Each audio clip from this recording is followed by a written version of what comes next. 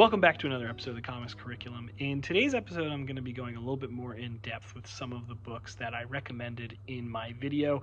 4 books you should read if you want to teach a class on comics. Now today I want to talk about one of the books, Hacking Graphic Novels, one of my favorite books of the 4. This book is chock full of really amazing, terrific lessons, and I want to talk about one of these lessons that I used in conjunction with this book, Spider-Man Script to Page. A few years ago, Marvel put out these really great books that have a series of comic scripts in them by different writers. And what I thought was really interesting about these books is it gives you a little bit of insight into the way that comic scripts are typically structured and set up.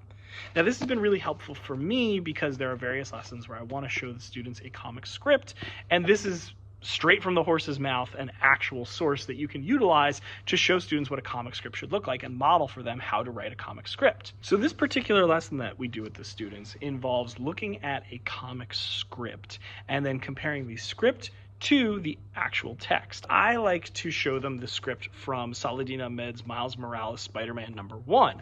It's a comic that I already own, so what I did was I scanned the pages from this, gave it to the students, had them read it, analyze it, identify things that they felt would be important for the artist to recognize, talk a little bit about observations that they made of a comic script, and then I showed them the actual pages of the comic. From there, I asked them to do something similar.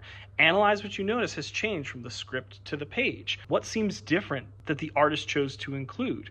Were there things that maybe you visualized in your head in the script when you initially read it that were totally different from the way the artist actually drew it? And this gives the students the opportunity to understand that the collaborative process of comics is not as simple as a writer tells an artist what to draw. The artist is contributing a lot of their own ideas, things like the layout, what's included in the panels, how the panels flow from one to another in order to tell the story. This will be an important building block for a unit we'll be doing later in the class where the students will actually collaborate in order to create a comic where one student will write and the other student will draw.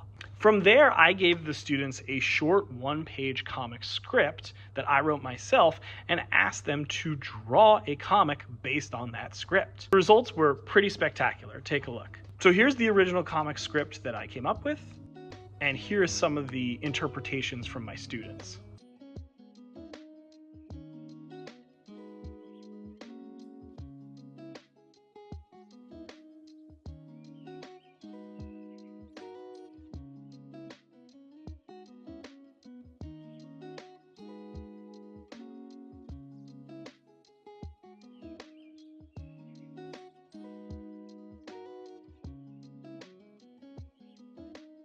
What I then ask the students to do after they've completed their comic is find a partner and share and compare. Identify ways that they interpreted the story in the same way and ways they interpreted it differently. A thing that I always find funny to them, and I always point this out whenever I do this assignment because almost every student does this. We have one part of the script that talks about a school bell ringing, and so many of the students draw a school bell to look like this. And I always laugh at that because they have not had bells like that in a school building since probably before I was in school. Those are old school bells. But when we talk about iconic imagery, when we go back to, say, Scott McCloud in Understanding Comics, there is something about that image of a bell with the big old bell at the top, the little ringer on the side. It is something that is easily and quickly identifiable as a school bell. That just goes to show there's certain pieces of iconic imagery that will always recur over and over again.